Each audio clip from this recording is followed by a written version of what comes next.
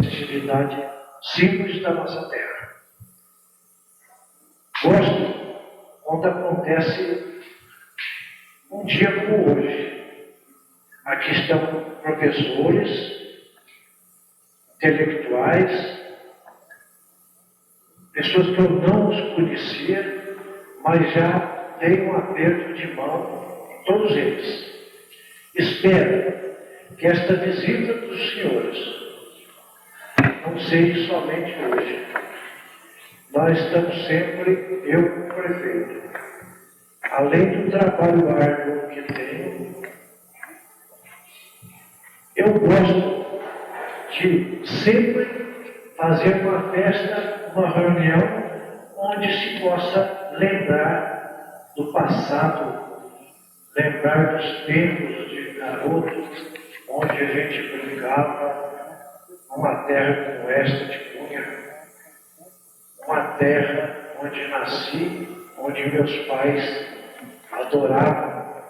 Meus pais moravam aqui em Cunha, vieram direto da terra deles, do Líbano.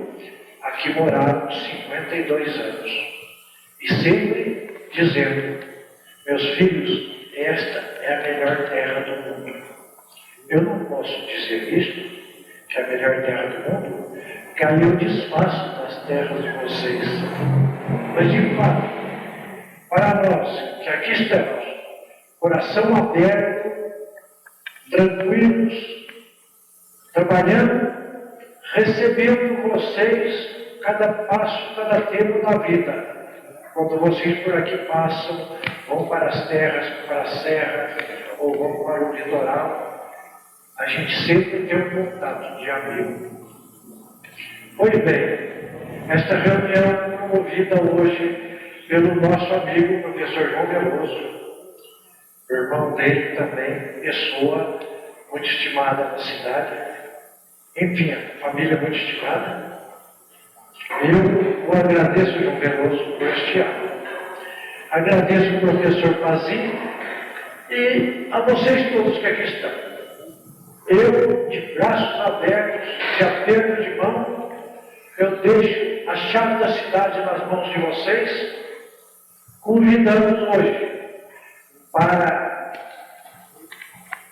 depois de uns 40 anos, estamos relembrando do velho mercadinho nosso, que estava abandonado, está reformado, quase tudo pronto, e convido-os hoje para a noite, ali junto com a gente, saborear um pouquinho do vinho, experimentar e ver o povo nosso, o caboclo nosso, que também são pessoas de coração aberto, pessoas boas, gente tranquila, que também os receberão de braços abertos. Muito obrigado a vocês e a casa é de vocês todos.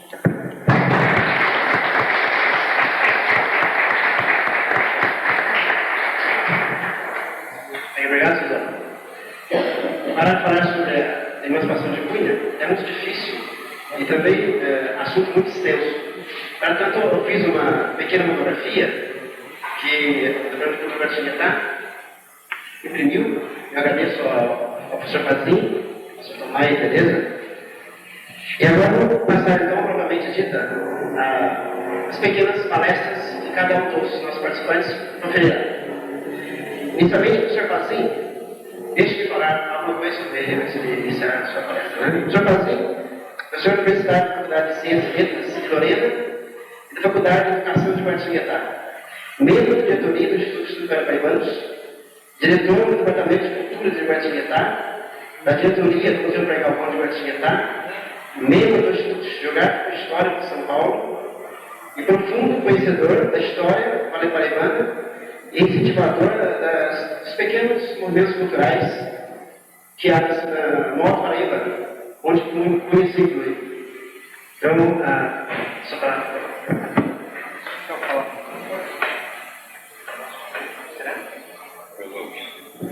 Bem, senhor prefeito municipal da Instância Climática de Cunha, presidente da Câmara Municipal, meu amigo de Guaratinguetá dos anos 60, senhor presidente do Instituto de Estudos Paraibanos, senhoras e senhores e amigos dessa cidade de Cunha, sem dúvida, é uma data expressiva para a história do Vale do Paraíba, para a história de São Paulo, para a nossa história do Brasil, os 200 anos da criação da vila de Nossa Senhora da Conceição, antes do Facão, depois vila Nossa Senhora da Conceição de Cunha, em homenagem ao governador da capitania, Francisco da Cunha Menezes, que criou a vila de Cunha no dia 15 de setembro de 1785, se me engano,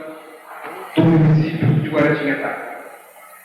Cunha, sem dúvida, tem um papel importante na nossa história do Vale do Paraíba, pela sua localização geográfica.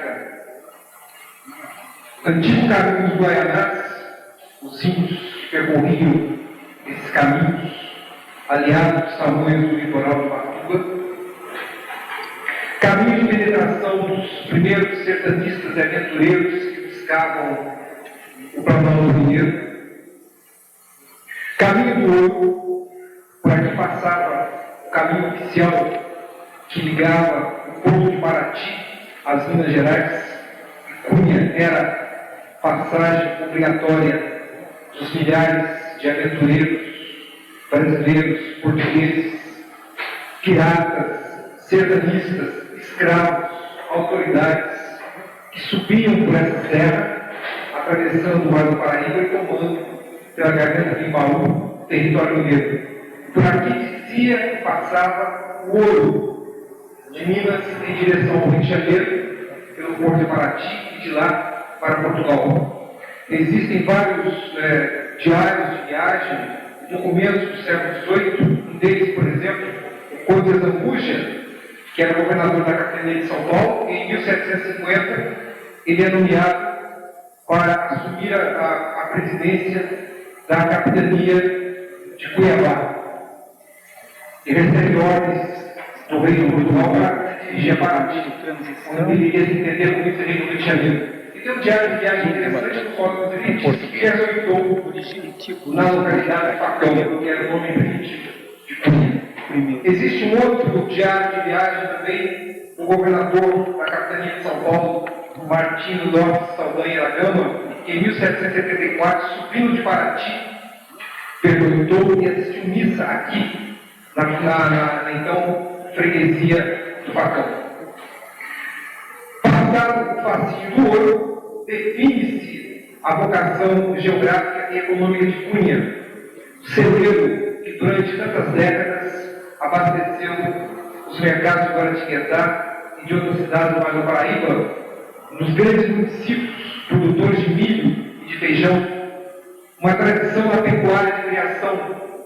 As tropas de burros que eram criadas aqui nas fazendas de Cunha e vendidas aos fazendeiros e aos tropeiros vale-paraibanos para fazer o transporte do café, que mais uma vez percorre os velhos caminhos, café de Guaratinguetá e de algumas cidades de Minas, que era exportado para a Europa através do Porto de Paraty, passando pela vila de Cunha.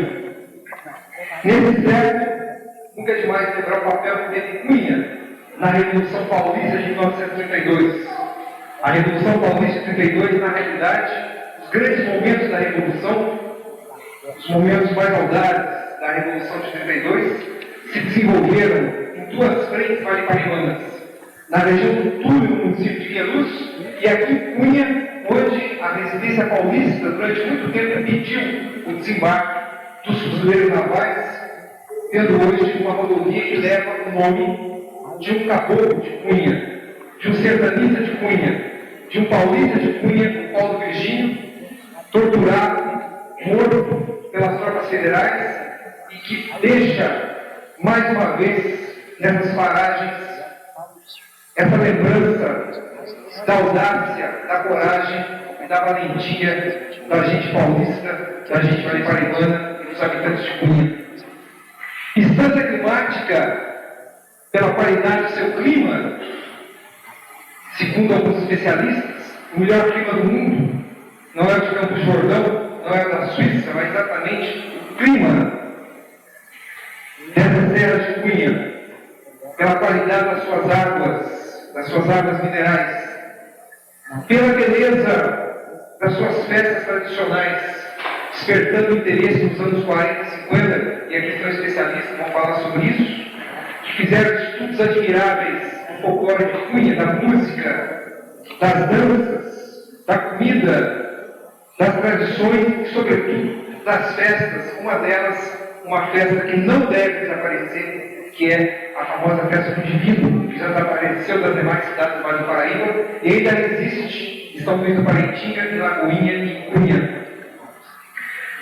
Cumprimentar também nessa data o prefeito municipal, que mais uma vez, atento à importância cultural de Cunha, recebe os membros do Instituto Vale Paraibanos nessa tarde memorável e que hoje entrega, devolve à sua cidade o velho mercado municipal. Ainda não se fez no Brasil a história dos nossos mercados. O mercado que remonta à antiguidade, é sempre o ponto de encontro nas cidades antigas, o ponto de comércio, o ponto de atividades políticas, o ponto de acontecimentos marcantes. E esses mercados foram desaparecendo, e é importante que eles não desapareçam, sejam reciclados e continuem nessa função de encontro das pessoas, uma função de sociabilidade do mercado. Todas as pessoas, todas as camadas sociais, todas as ideias se cruzam nas portas e nas ruelas do mercado. Essa força cultural de Cunha, tão bem preservada pela família Veloso, através do Centro de Cultura e Tradição de Cunha, reunindo os livros, é um outro aspecto importante. Uma cidade perdida, digamos assim, no interior do Brasil, e que vai ser estudada, vai ser uma tese universitária nos anos 40, de um dos grandes pesquisadores, que foi Emílio Williams, e agora, nos anos 60, reestudada por um outro sociólogo, antropólogo, que foi o Roberto Schiller, com esse livro, O Fim de uma Tradição, mostrando essa força cultural de um município que preserva ainda e que pode se orgulhar de ter uma cultura rural brasileira autêntica, num momento, num instante em que nós brasileiros carecemos de fato de buscar as nossas raízes culturais, que a grande crise brasileira não é a crise econômica, não é a crise social. A grande crise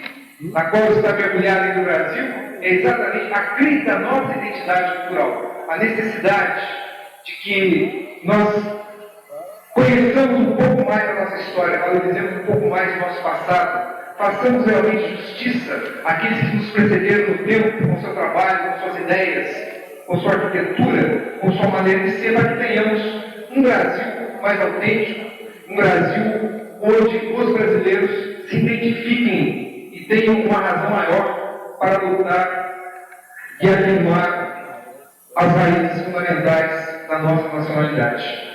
Eu deixo a palavra aos meus companheiros do Instituto de Estudos Vale Paraibanos, que falarão sobre alguns aspectos de Cunha na história e na cultura do Vale do Paraíba de São Paulo, e saúdo essa cidade, uma cidade que realmente, eu disse há pouco ao presidente da Câmara, uma cidade por onde passa o meu roteiro sentimental desde os anos 60, quando por esses velhos caminhos fui descobrir Paraty, sempre esse aspecto da parada em Cunha, o café em Cunha, tantos amigos, tantas pessoas, e lembrando até 1974, nosso segundo simpósio de História do Vale do Paraíba, em Guaratinguetá, a recepção fidalga que o então prefeito Elias Abdala e sua senhora nos proporcionaram aquele almoço inesquecível, nessa confraternização vale-paraibana, que nós queremos continuar, e nessa tarde aqui estamos, guaratinguetaenses, vale-paraibanos, para abraçar essa cidade, abraçar seus habitantes e juntos festejarmos os 200 anos dessa cidade e deste município tão vale-paraibano, tão paulista e tão brasileiro.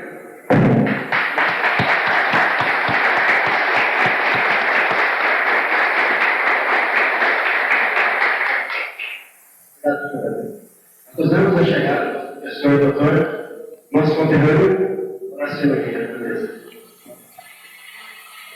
Dando sequência, temos o prazer de ouvir as palavras do professor e doutor José Vicente Freitas Marcondes. O professor Marcondes Foi professor de Direito da São Francisco, professor de pós-graduação na antiga Faculdade de Sociologia e Ciência Política de São Paulo, procurador do Estado aposentado. Tem trabalhos publicados sobre sociologia rural, tanto em inglês como em português. Morou nos Estados Unidos, dando curso de inglês lá, dando curso sobre o Brasil. É especialista em direito trabalhista e na cultura caipira do Alto Paraíba, São João da Antiga, Cunha, etc. Professor.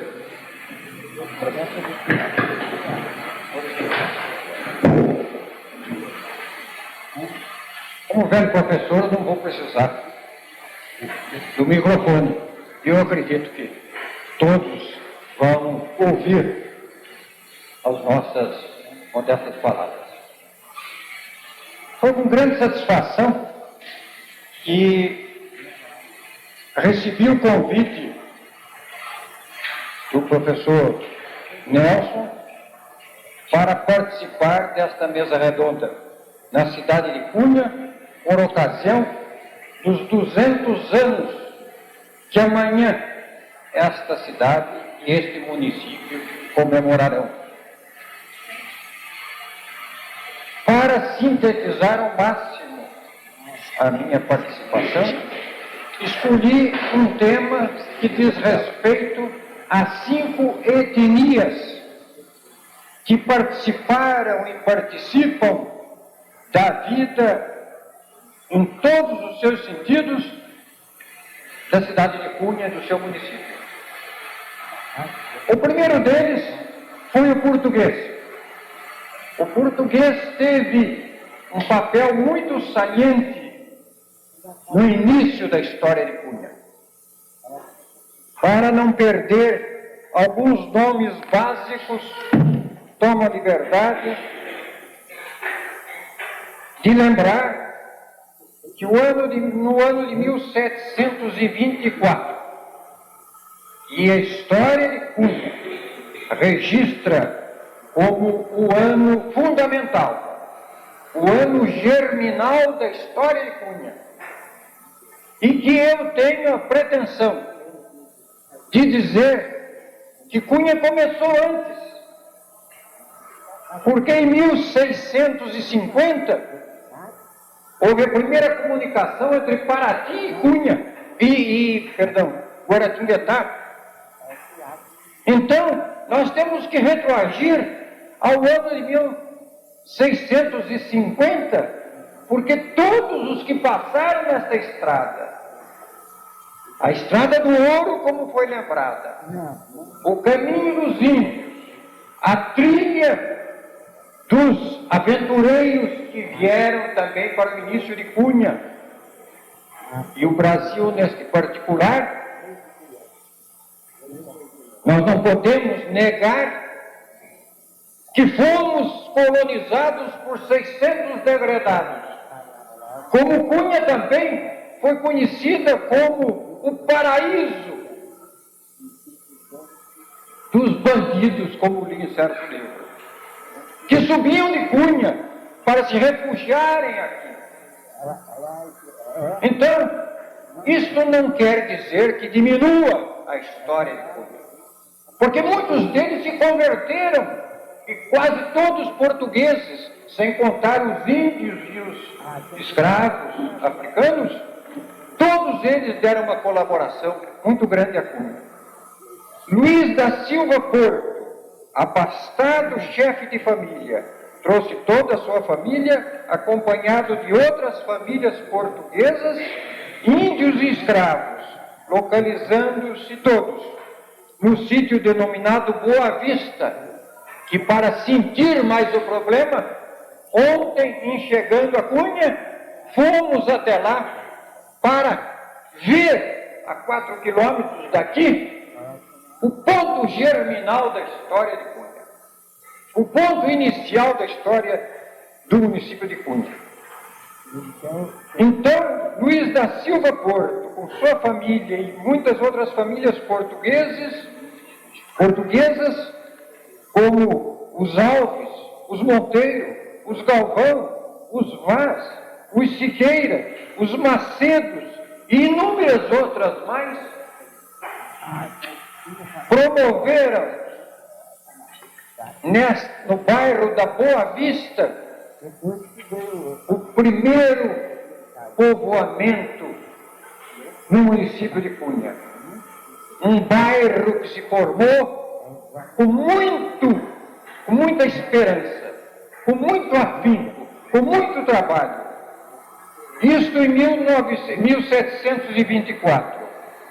Em 1730, subindo a Serra do Mar pela trilha dos Goianazes ou Caminho do Ouro, veio outro português, conhecido por Falcão, com sua esposa, uma filha e seu genro, e um irmão religioso, Frei Manuel, que é um nome que não pode ser esquecido na história de Cunha.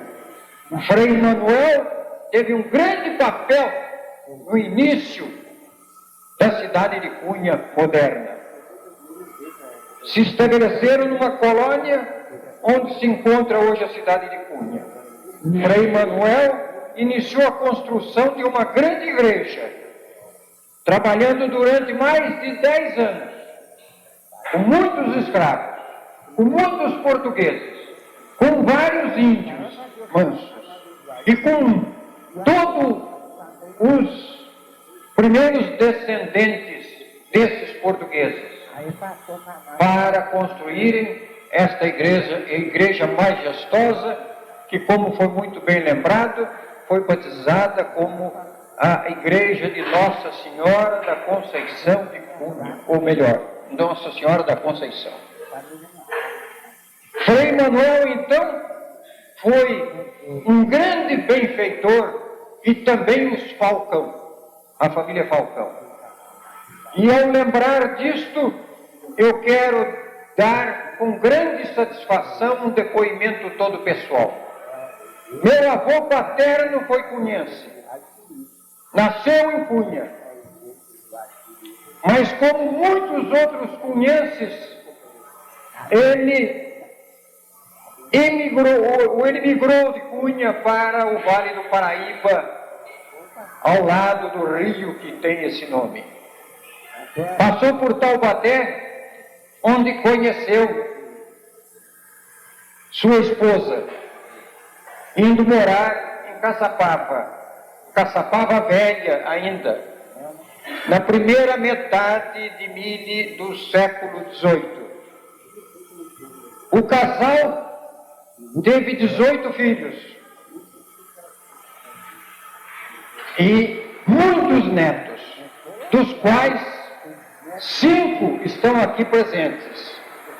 Dr. Antônio Pereira Bueno, um grande causídico de Caçapava, a professora Conceição, Terezinha e Ana, e a mim próprio.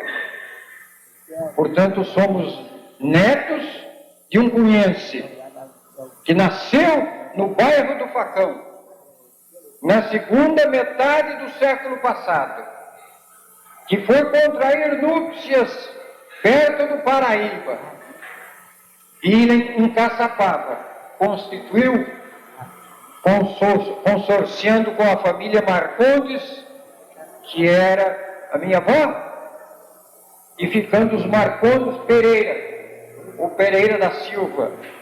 O meu avô, em Caçapava, participou da política, recebeu o título de tenente-coronel da Guarda Nacional e deixou um nome muito querido em Caçapava. Mas ele, como político, não conseguiu um posto político. Foi sempre da oposição. Mas a minha avó, Luzia Olímpia Marcondes Pereira, com grande orgulho dizemos, foi a primeira prefeita que o Brasil teve na cidade de Caçapava. E que todos nós, caçapavenses, sentimos um grande orgulho deste título que nossa avó, consorciada com o cunhense, proporcionou à cidade de Caçapava, ao Vale do Paraíba, a São Paulo e ao Brasil. Estreando como mulher paulista, cujo livro, A Mulher Paulista na História, de uma escritora portuguesa, livro de 500 páginas e que tem todas as mulheres que se destacaram na história do Brasil, desde as indígenas. Minha avó tem uma página marcando e orgulhando a nossa terra e o nosso Vale do Paraíba. Portanto, o tema que nos deram foi a importância de Cunha para a história e a cultura vale-paraibana. E trago esta importância para a história e para a cultura vale-paraibana. Este detalhe de um cunhense que se consorciou com uma taubatiana e depois caçapavense por adoção, e a primeira prefeita do Brasil, que nós todos, seus descendentes, nos orgulhamos muito disto. E Cunha tem uma participação nisto também. Portanto, é uma das contribuições de Cunha para a história vale-paraibana. Os portugueses que vieram para Cunha, de todos os tipos, desde os bandidos e forasteiros, que é registrado em quase todos os livros, inclusive este do Robert Schiller, O Fim de uma Tradição, e que se baseou muito no livro de Emílio Willems, que foi o primeiro livro sério e longo sobre Cunha, depois dos estudos de Mário Wagner da Cunha, do grande folclorista Alceu de Amoroso Lima, Maynard Araújo, perdão. Todos estes e muitos outros, podemos dizer que Cunha é um dos municípios que tem maior conteúdo histórico em livros no Brasil e fora do Brasil. Fiquei muito lisonjeado quando Shirley cita 2 vezes um trabalho nosso publicado nos Estados Unidos, de Caipira de Paraitinga Valley, São Paulo, Brasil. O Caipira do Vale do Paraitinga, e como foi publicado nos Estados Unidos, citando São Paulo e o Brasil.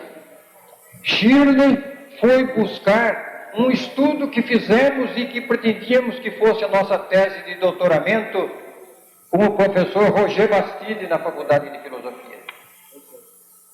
E que com o falecimento deste, a tese abortou.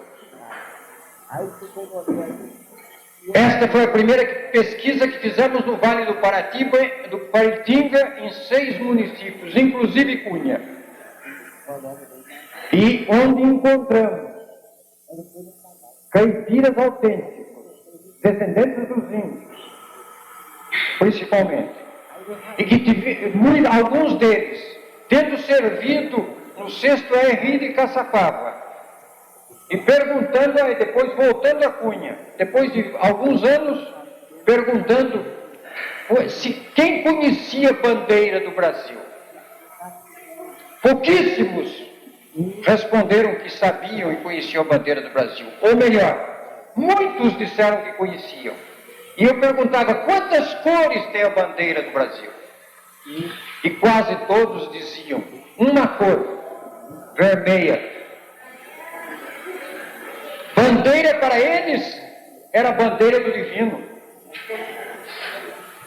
Inclusive um que serviu o 6º RI e que não soube dizer as cores da nossa bandeira, porque se tornou eminentemente rural e me esqueceu de tudo quanto aprendeu na escola. É o retrocesso da cultura, do aprendizado, quando não é praticado. Nós todos, professores, sabemos disso. Então, nesse pequeno trabalho sobre o caipira do Vale do Paraitinga, mostramos coisas interessantes que Shirley cita nesse livro. Inclusive, falasse sobre a minha infância e a minha adolescência. Fui carreiro, ia vender carros de lenha em Caçapava, para meu pai poder pagar os camaradas no fim de semana. Mas sinto um certo orgulho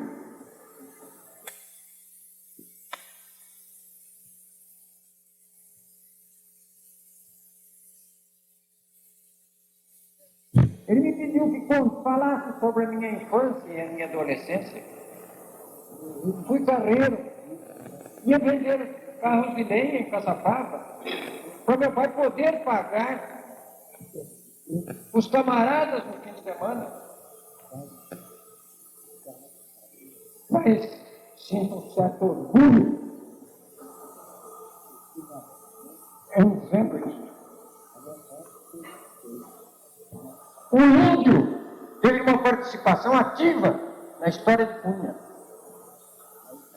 mas não eram em grande número, mesmo porque os índios fugiam da colonização que chegava. Uma contribuição muito maior foi a dos escravos negros, e que Cunha teve em 1873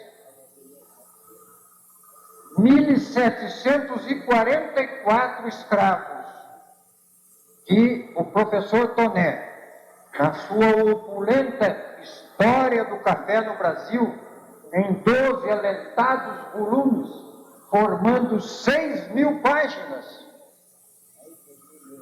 descreve. E Cunha, nessa época, no ano de 1873, possuía 1.744 escravos, segundo o professor Toné. A contribuição deles à Cunha foi muito grande,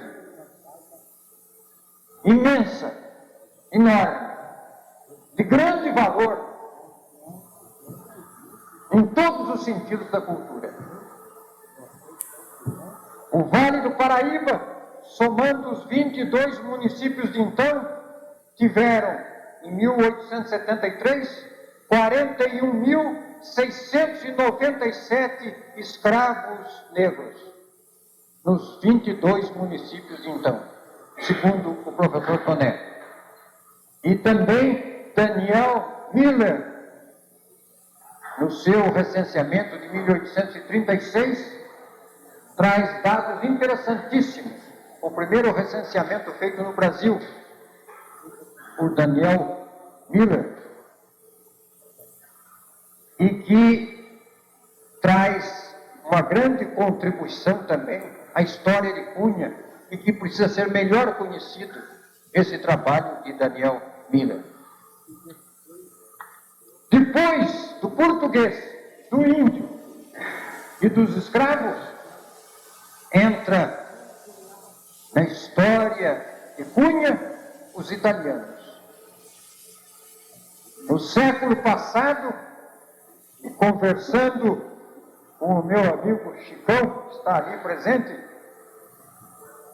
e que é ex-prefeito desta cidade também, e um homem que tem uma memória prodigiosa, colhemos um material magnífico com o Chicão, anotando 36 famílias italianas que no século passado e neste século chegaram a Cunha.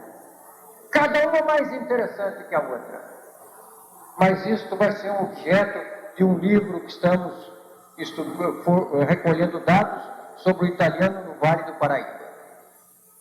Vou tomar alguns minutos para ler os sobrenomes dessas famílias todas. Por ordem alfabética. Família Amato. 2, Barbeta. 3, Bianco. 4, Caputo. 5, Carlucci. 6, Cavani. 7, César.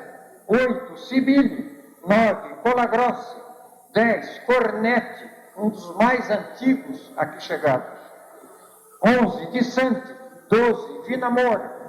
13, Fiorino. 14, Fiorelli. 15, Fó. 16, Fornitani, também de família que veio no século passado para esta cidade. 17, Fusari. 18, Genari. 19, Gerbasi. 20, Giorgi, que depois foi para a cidade de Guaratinguetá. 21, Grilo. 22, Lentula. 23, Manzara. 24, Marducci. 25, Mazieri. 26, Messora. 27, Morel. 28, Murad. 29, Nubili, também das mais antigas.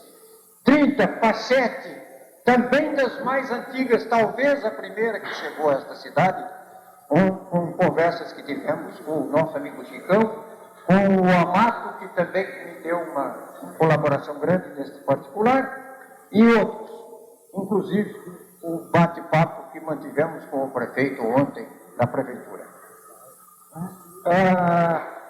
31, Spiridiglose. 32, Tebaldi. 33, Toniolo. 34, Tornelli. 35, Vanucci. E 36, Vereschi. É possível que eu tenha omitido alguns nomes, porque tive pouco tempo, apesar de ter sido esta quarta viagem a Cunha, para este nosso trabalho. Gostaria, se alguém se lembrasse de outros nomes. Se não puderem me entregar, deem o Chicão, ou ao nosso prefeito, que eles farão chegar às nossas mãos. Bem, para concluir, a outra etnia de grande significado para Cunha foram os sírios libaneses. Nós temos, antigamente eram os turcos, o Império Otomano, mas aos poucos foram todos árabes. Houve uma grande divisão e a Síria e o Líbano, que hoje aparecem no Anuário Estatístico do Brasil de todos os anos, que infelizmente é publicado com 3 anos de atraso, enquanto outros países publicam todos os anos o seu anuário estatístico, o Brasil ainda publica com 3 anos de atraso. Pois bem, há muito o que fazer. E Cunha tem uma grande missão a cumprir. E os sírios libaneses, que tem na pessoa do nosso prefeito, um dos grandes representantes, quero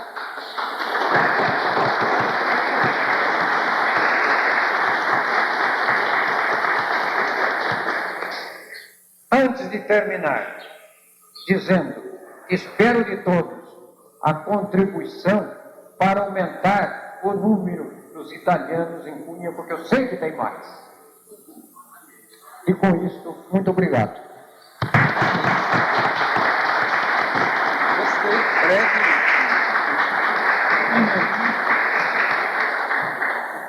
Obrigado, professor. Em 1947, foi feito o primeiro trabalho de estudo comunitário no Brasil, de antropologia. Como o professor Francisco Marcondes, amigo Deus, fez em Cunha, 47, esse livro, Cunha, Tradição e Transição da Cultura Rural Brasileira. Esse livro tem uma capa linda, desenhada por um ilustrador, pintor, que é o professor Paulo Camilleri Floresano. Professor Camilleri Floresano. Paulo Camilleri Floresano. Ilustrador, como já falei, foi muito tempo de diretor, um dos diretores do Arquivo Municipal de São Paulo. Atualmente, ele é da Divisão de Museus, Patrimônio e Arquivo Histórico de Taubaté, que proferirá algumas palavras.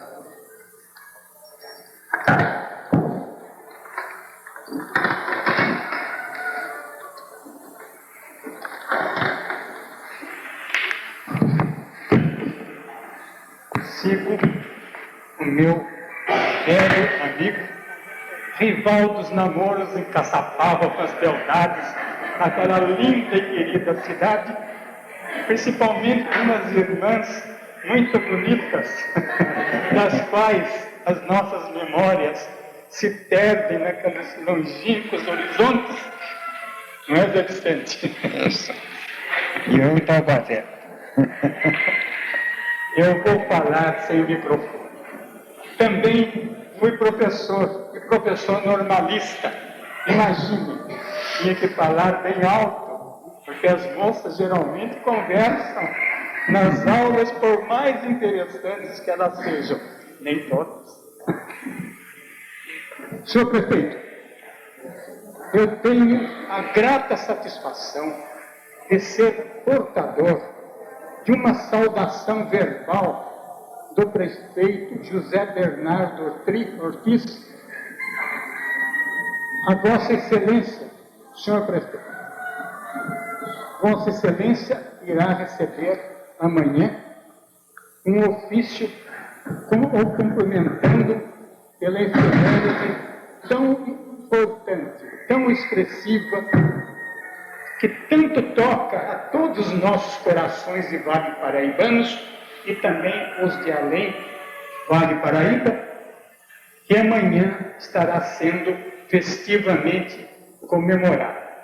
O prefeito José Bernardo Ortiz, houve uma atrapalhação na hora da minha saída e não chegou em tempo em minha casa o ofício que era para ser entregue ontem.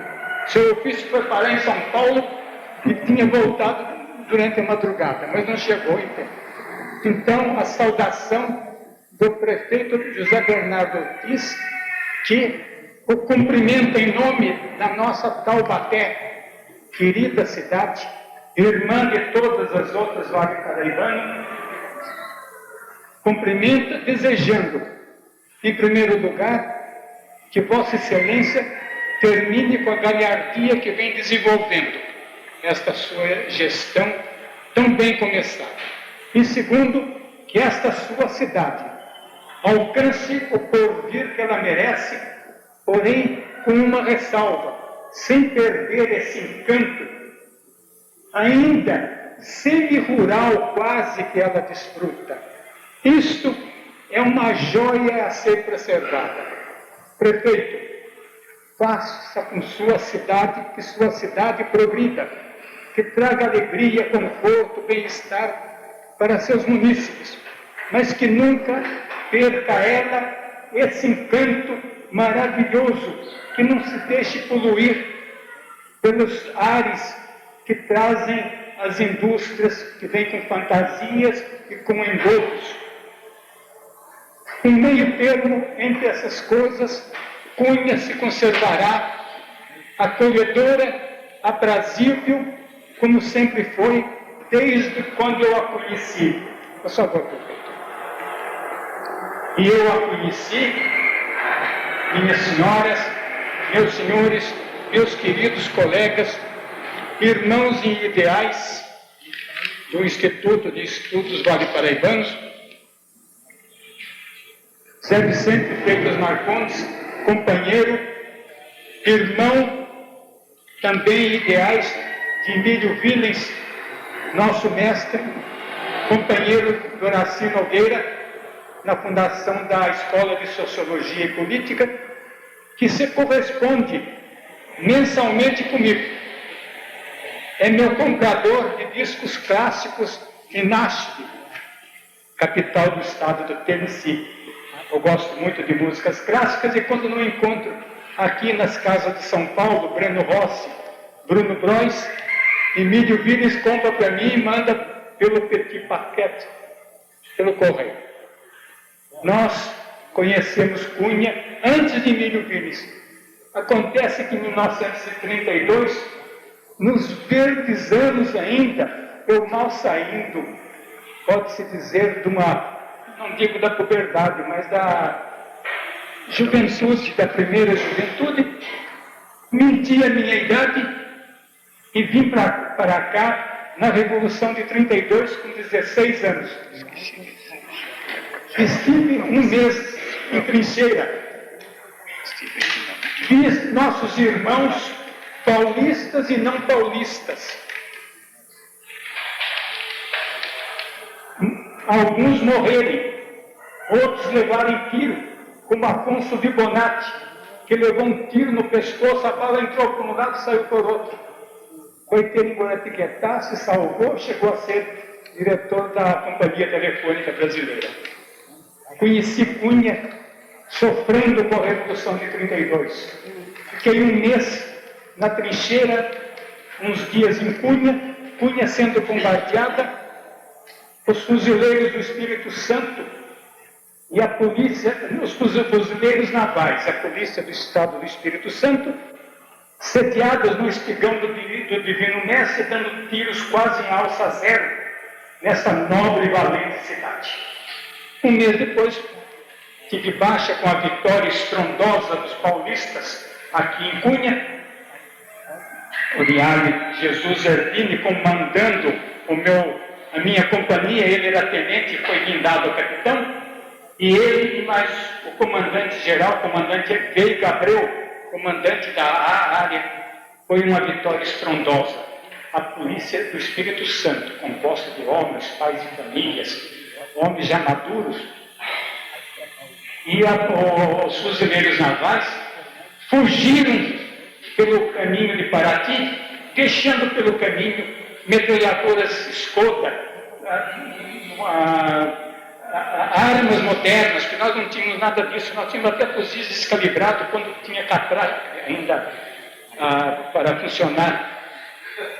Mas trouxemos muambas. Eu mesmo trouxe 2 japonas de fuzileiros navais, essas japonas que esquentavam aquele frio tremendo. Foi um dos anos de maior frio, foi essa que Cunha sofreu a Revolução de 32. Lembro-me carinhosamente e com saudade. A gente lembra até das coisas duras de sofrer, de comer comida levada em latão de leite, virada no caminhão e comendo daquele jeito mesmo, porque não tinha outra. Nos orgulhamos muito dessa participação, nos orgulhamos de ter mentido a nossa idade. Depois, em Taubaté, continuei na Revolução, na Delegacia Técnica Militar, à frente de uma caminhonete do Correio Militar, para entregar correspondência nas áreas de combate. Mas, depois disso, anos depois, na década de 40, exatamente em julho de 45, eu voltei aqui. Antes tinha vindo com Emílio Viles e Carlos Borges Schmidt para fazermos uma pesquisa na cidade. Mas depois, em 1945, viemos para daqui fazer ponto de pesquisas em cidades vizinhas. Então, em julho de 45, chegamos aqui em Cunha de automóvel e nos hospedamos num saudoso hotel de um italiano que tem em frente à igreja matriz, que na frente era terra e nos fundos era sobrado, que foi uma pena lamentável ter desaparecido, como preservador do passado e presidente da Comissão de Tombamentos de Taubaté e fundador do Condefato de São Paulo. Eu lamento ter desaparecido aquele sobrado de Cunha. Da frente daquele sobrado, guiados por um tropeiro, que talvez alguns dos presentes, algum talvez se lembrem, que tinha o apelido de Benedito Guandu. Gostaria de saber se alguém conheceu esse tropeiro. Ele fazia Cunha e Paraty em um sítio na saída de Cunha. Arranjou uns animais extraordinários, bons mesmo, acostumados a percorrer aquelas trilhas difíceis. E às 3 horas da madrugada, precisava ser assim, nos levantamos, estavam todos os animais prontos em frente à igreja. Quando o relógio marcou 3 horas, iluminado o mostrador, todos nós nos montamos. E o Carlos Borges Schmidt, que era fazendeiro, e gostava de experimentar cavalos, não adiantou que o dito Guandu, como o chamávamos, dissesse: seu Carlos, não chegue espora no cavalo, tire as suas esporas. Ah, eu não sei montar sem espora. Eu não mexo, eu não toco no cavalo. Ah, foi só montar e correu a espora.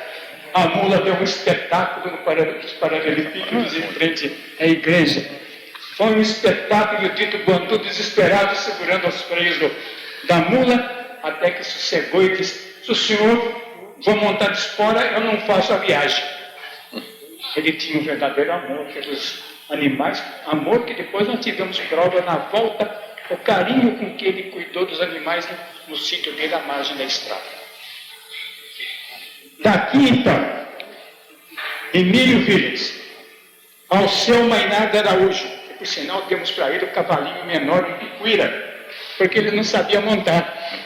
E todos nós éramos escolados em montar e saber lidar com animais.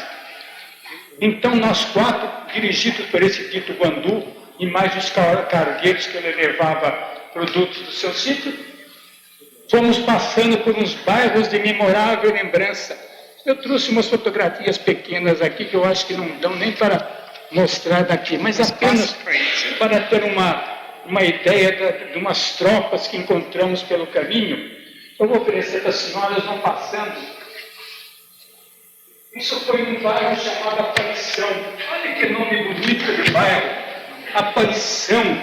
Aparição de quem? Da Virgem, de Cristo, do fantasma? Quem sabe? Nunca alguém nos explicou.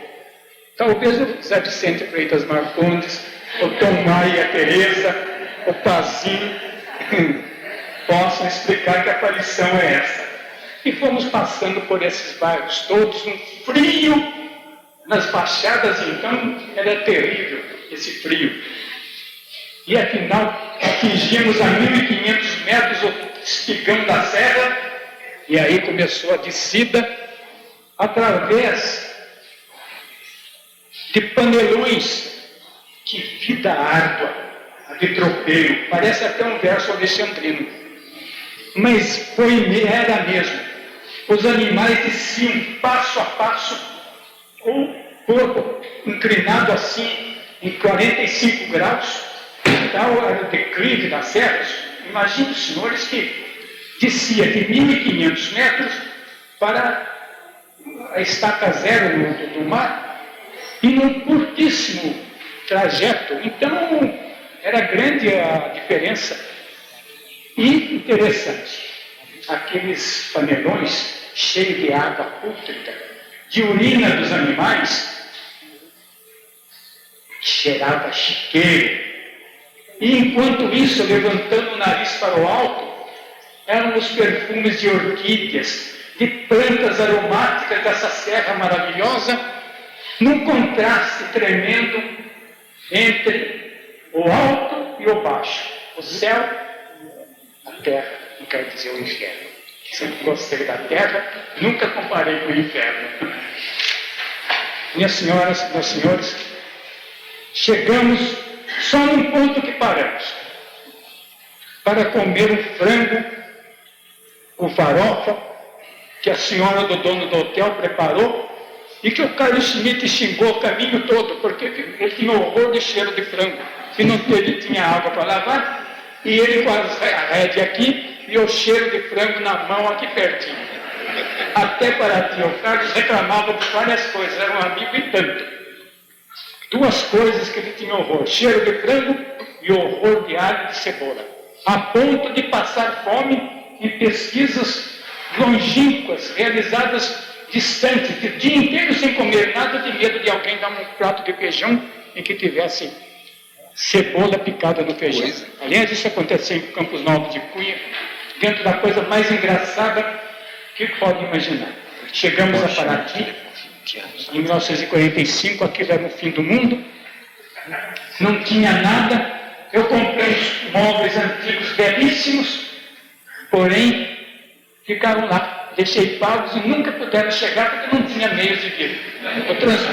O lombo de burro para desmontar não podia. Eram peças de um Jacarandá da Bahia. No retorno, saímos, essa viagem, aqui às 3 horas da madrugada, chegamos às 5h30 da tarde em Paraty. Uma beleza. Tinha umas pingas lá afamadas, inclusive uma chamada Azulada do Peroca, que só de olhar a pinga já era bonita, porque ela era azul e cheirava a flor de laranja. Os ortodoxos da pinga não gostam disso. Nada de pinga com guapo, pinga com isso, pinga com aquilo. Pinga é pinga mesmo. Mas essa de flor de laranja era uma maravilha. Regressamos saindo numa noite de quarto minguante, atravessando aquelas águas que vêm da serra, e as águas espargindo, se tornando prata à luz do luar, e fomos chegar aqui. A viagem Cunha a Paraty levou 15 horas e meia. Chegou a inchar aqui, essa parte alta da coxa, que fica junto do arreio, tal o tempo que nós ficamos montados. Eu estou contando isso para os senhores e senhoras como uma espécie de reminiscência, uma contribuição às memórias de Cunha, que essa cidade é sempre. Ao regresso, Tito Bondu fez questão que nós ficássemos no sítio dele com um cafezinho, mas antes de qualquer coisa, sentou à porta, descascou umas espigas de milho e na mão deu para todos os animais que nos conduziram e carregaram as nossas bagagens. Carlos Schmidt tirou uma fotografia de dentro da casa, o tropeiro dando milho, uma fotografia de uma beleza para servir de capa ou ganhar qualquer concurso de fotografia. Isso tem um trabalho excelente de Carlos Borges Schmidt, uma contribuição com o Emílio Willens, porque as populações rurais do caminho foram reestudadas por ele, e para mim também com as ilustrações que eu pude fazer, embora sendo historiador, eu paralelamente era ilustrador profissional, que morava em São Paulo, embora sendo diretor dos museus da prefeitura e depois mais tarde do arquivo histórico, eu ganhava a minha vida, e onde foi que eu ganhei dinheiro mesmo, fiz minha base econômica, foi como ilustrador de livros, de assuntos comerciais, capas de revista e tudo isso. Muito bom. A segunda vez foi uma outra viagem memorável. Viemos com o carro da Secretaria da Agricultura. Vejam que equipe que se deslocou para cá. Novembro desse mesmo ano, de 45.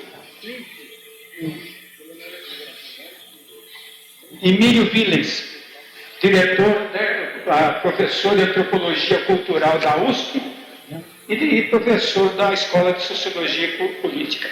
Professor Herbert Baldos, o maior etnógrafo que nós conhecemos. Carlos Borges Schmidt, o maior conhecedor de assuntos rurais, do Vale Paraibanos, principalmente. George T. Coleman, vice-cônsul americano, com 11 anos de São Paulo, foi até hoje o mais brasileiro dos americanos que eu conheci. E aqui, a pessoa que eles falam. Viemos a Cunha, dormimos nesse mesmo hotel, e no dia seguinte, fomos em rumo diferente, a Campos Novos de Cunha, com uma carta de recomendação para o inspetor de quarteirão de lá. Esse inspetor tinha um nome muito invulgar. Ele se chamava Pôncio Pilatos. E aconteceu um fato que hoje ainda contei para uns amigos. Saiu a caravana pela manhã bem cedo, ainda com o sol rompendo, e mais ou menos a uns 10 ou 20 quilômetros, o arreio do meu cavalo afrouxou, e como eu sempre soube lidar com o arreio, disse: ó, vocês continuem, eu vou coxar a barrigueira e prender o louro direito, e o estribo estava escapando, o louro do estribo também. Eu fiquei ali e demorei uns 10 minutos naquela planura que precede um pouco Campos Novos. Eu via aquele grupinho que só estava deixando uma poeira. Quando escuto um barulho e vejo um cavaleiro que vem vindo, assim, o cavalo naquela disparada, o chapéu virado assim, parecia uma figura mitológica, uma valquíria masculina que vinha ali naquele cavalo, e quando chegou perto de mim, ele sofreou o cavalo, tirou até faísca do chão seco. Bom dia. Bom dia, é o Morenão. Os senhores que são os professores da Universidade de São Paulo, que vão fazer uma pesquisa em Campos Novos de Cunha? Disse, sim, em Campos Novos, como pouso para subir a Serra da Bocaina. Pois eu sou quem vai hospedar os senhores. Eu sou Pôncio Pilatos. Eu, estupefato, disse, achei de fazer uma gaiatice. Então, muito prazer, senhor Pôncio Pilatos. Como é que o senhor vai fazer aquilo com Jesus Cristo? Ele deu um sorriso que veio até aqui, mostrou uma